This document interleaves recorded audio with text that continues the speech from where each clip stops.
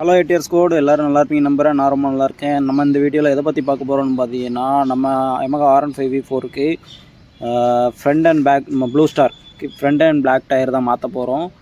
Almost 28,000 kilometre ஓடிருச்சு. Tyre ஃபுல்லாமே தேஞ்சிருச்சு. நம்ம Ervadi bike ஸ்டாண்டில் தான் நம்ம பைக்கை போட்டிருக்கோம். பைக் அங்கேருந்து எடுத்துகிட்டு போகிறோம். மத்தியானம் போல் எடுத்துகிட்டு போகிறோம். பாருங்கள், டயர் ரொம்ப ஃபுல் குவாலிட்டியாக தேஞ்சிருச்சு. அங்கே இருட்டு இருந்தாலும் எடுக்க முடியல. இங்கே பாருங்கள் எவ்வளோக்குள்ளே தேஞ்சிருக்குன்னு. ஃபுல்லாக தேஞ்சிட்டு நம்ம ஏர்வாடியிலேருந்து நாங்குநேரி வழியாக போகிறோம். எங்கே போய் டயர் மாற்ற போகிறோன்னு பார்த்தீங்கன்னா, நான் அடுத்த வெளியில் பாருங்கள். நம்ம இப்போ எங்கே போயிட்டுருக்கோன்னா, நம்ம நாங்குநேரி டோல்கேட்டுக்கிட்ட வந்துட்டோம். டோல்கேட்டை தாண்டி போயிட்டுருக்கோம். ஒரு வழியாக நியூ பஸ் ஸ்டாண்ட் வந்துட்டு மத்தியானம் சாப்பிட்டு முடிச்சுட்டு இப்போ நேராக டயர் மாற்ற தான் போகிறோம். ஒரு வழியாக டயர் நம்ம ஷோரூமுக்கு வந்துவிட்டோம். குரு டயர்ஸ்னு சொல்லி இந்த டயர் ஷோரூம் எங்கே இருக்குதுன்னு பார்த்தீங்கன்னா, நம்ம திருநெல்வேலி உடையார்பட்டி மதுரை பைபாஸ் ரோட்டில் தான் இருக்குது. எதுக்கு இந்த டயர் ஷோரூம் இவ்வளோ காமிக்கணும் வந்து ப்ரைஸ் ரொம்ப கம்மியாக இருக்குது. நம்ம டயர் ஷோரூம் வந்து ஒவ்வொரு மாடலாக பார்க்க ஆரம்பிச்சிட்டோம். டயர் பாருங்கள், ஆஃப் ரோட் டயர் இருக்குது, அப்புறம் road plus off road tyre இருக்குது, அப்புறம் ட்ராக் டயர் அந்த மாதிரியும் இருக்குது. எது போடுறதுன்னு ஒரே கன்ஃபியூஷனாக இருந்துச்சு. அப்புறம் ஒவ்வொன்றா பற்றி யூடியூப்பில் அடித்து சர்ச் பண்ணி பார்த்தேன், கூகுள்லேயும் பார்த்தேன். அப்புறம் ரேஸ் ட்ராக் டயர் மாடல் இருந்துச்சு.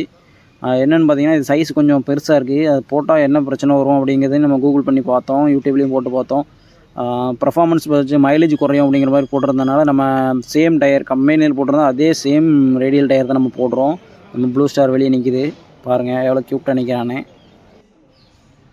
ஒரு வழியாக நம்ம பைக்குக்கு டயர் செலெக்ஷன் பண்ணிட்டோம். அந்த இப்போ காமிச்ச டயர் தான் போட போகிறோம். சேம் எம்ஆர்எஃப் ரேடியல் டயர் தான்.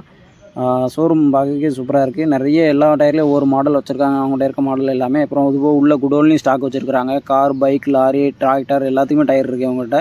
நம்ம ஒரு வழியாக பில்லு போட்டாச்சுங்க. டயரு பேமெண்ட் போட்டு வாங்கிட்டோம். 5,250 ரூபா வந்திருக்கு 2 டயரும் சேர்த்து.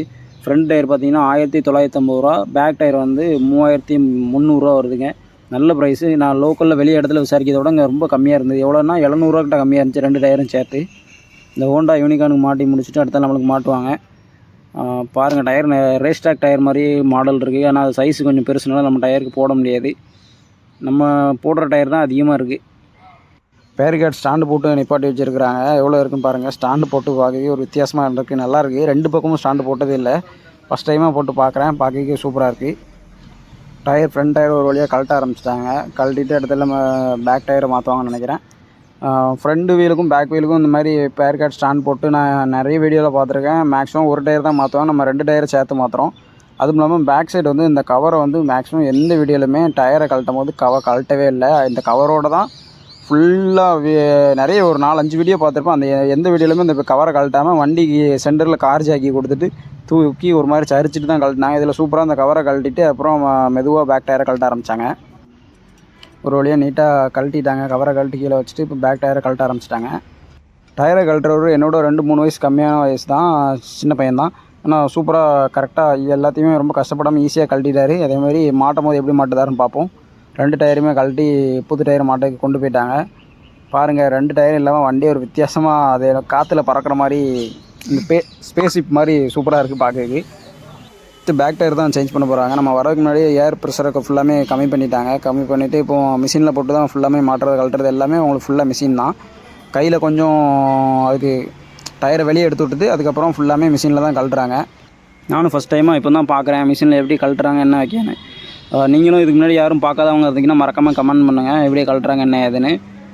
ஃபுல்லாகவே மிஷினில் தான் கழட்டுறாங்க. டக்குன்னு முடிஞ்சிட்டு. இதே நம்ம கையில் கழட்டுறதா இருந்தால் இதில் கடந்து எங்கள் ஊர் பாஷைக்கு என்ன சொல்லுவாங்கன்னா வந்து முண்டிட்டு கிடக்கணும்னு சொல்லுவாங்க. இதுக்குன்னா ரொம்ப கஷ்டப்பட்டு கழட்டுற மாதிரி இருக்கும். மிஷின் இருக்கிறதுனால ரொம்ப ஈஸியாக கழட்டிட்டாங்க. பேக் டயர் வழியாக கழட்டி முடிச்சிட்டாங்க. இப்போ பாருங்கள், சென்டரில் ஃபுல்லாக தேஞ்சிருக்கு, சைடில் எதுவுமே தேயலை. அடுத்தலாம் நம்ம புது டயரை ஃபுல்லாக ரப்பர் பிட்டு எல்லாம் கழட்டிட்டு இப்போ மாட்ட போகிறாங்க. மாட்டுக்கு முன்னாடி சோப் ஆயில் போடுறாங்க. இது சோப் ஆயில் தான் நான் நினைக்கிறேன், எனக்கு தெரியல. ஆனால் நான் இதுக்கு முன்னாடி மாற்ற டயர்லாம் சோப் ஆயில் தான் போடுவாங்க. இதில் வேறு எதுவும் பேஸ்ட் மாதிரி அப்ளை பண்ணுறாங்கன்னு தெரியல. நான் பார்க்க சோப் ஆயில் மாதிரி தான் தெரியுது. தெரிஞ்சவங்க யாரும் இருந்தீங்கன்னா மறக்காமல் கமெண்ட் பண்ணுங்கள். அந்த இது எப்படி மாட்டுறாங்கன்னு பார்த்தீங்கன்னா, அதில் ஒரு டயரில் வந்து ஒரு இது மார்க் போட்டிருக்கும் முன்னாடி போகிற சுற்றுறது. அது அந்த டிஸ்க் மேலே இருக்கிறதுனால அதுக்கு கனெக்ட் பண்ணி மாட்டுறாங்க. ஒரு வழியாக பேக் டயர் மாட்டி முடிச்சிட்டாங்க. இதில் ஃப்ரண்ட் டயர் தான் மாட்ட போகிறாங்க. அந்த ஃப்ரண்ட் டயர் உள்ள பல ஓல்டுக்கும் புதுசும் உள்ள பட்டனை பாருங்கள், சென்டரில் எவ்வளோ பட்டன் இருக்குன்னு.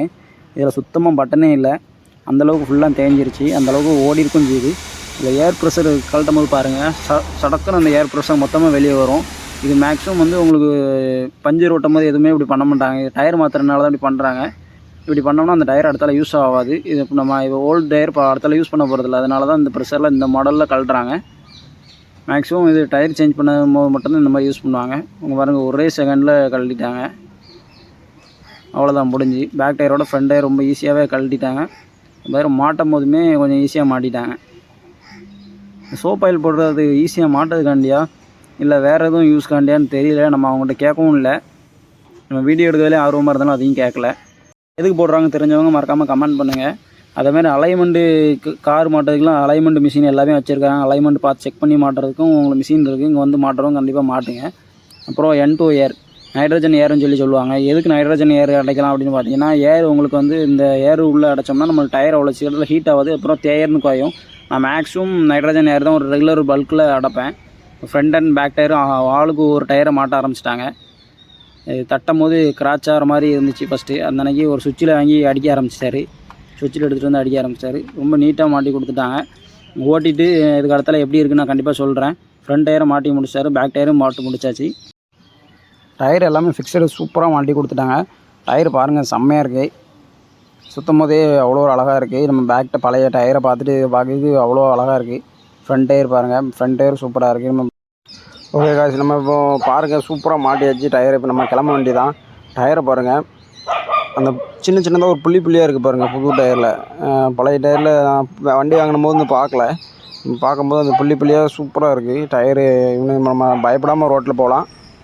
ஓகே காய்ச்சி நம்ம கிளம்ப வேண்டிய நேரம் வந்துருச்சு. கிளம்பிட்டு நம்ம ஓட்டி முடிச்சுட்டு எப்படி இருக்குன்னு கண்டிப்பாக சொல்கிறேன். நம்ம குரு டயர்ஸ் திருநெல்வேலியில் கண்டிப்பாக டயர் மாற்றுங்க. சூப்பராக மாட்டி கொடுத்துட்டாங்க. நம்ம ஆல்மோஸ்ட்டு திருநெல்வேலியிலேருந்து ஒரு 30 கிலோமீட்டர் நாங்குநேரி டோல்கேட்டுக்கிட்டே வந்துவிட்டோம். டயர் உண்மையிலே சொல்கிறேங்க செம்ம கிரிப்பு செம்மையாக இருக்குது. நம்ம போகும்போது பயந்து போயிட்டு இருந்தோம். வரும்போது 80, 90 சும்மா 100க்கு மேலே க்ரூஸ் பண்ணி வந்தோம் ஹைவேல. செம்ம கிரிப்பு, ஓட்டைக்கு சூப்பராக இருக்குது. இப்போ தான் ஓட்டைக்கு வண்டி ஓட்டைக்கு ரொம்ப பிடிச்சிருக்கு. இந்த வீடியோ உங்களுக்கு ரொம்ப இன்ஃபர்மேஷனாக இருந்துச்சுன்னா மறக்காமல் நம்ம வீடியோக்கு ஒரு லைக் போட்டுருங்க. நம்ம சேனலை தொடர்ச்சியாக பார்க்கணும்னு நினைக்கிறோம். மறக்காமல் சப்ஸ்கிரைப் பண்ணி பெல் பட்டன் அமைக்கி ஆளில் போட்டு வச்சுக்கோங்க காய்ஸ். Okay bye.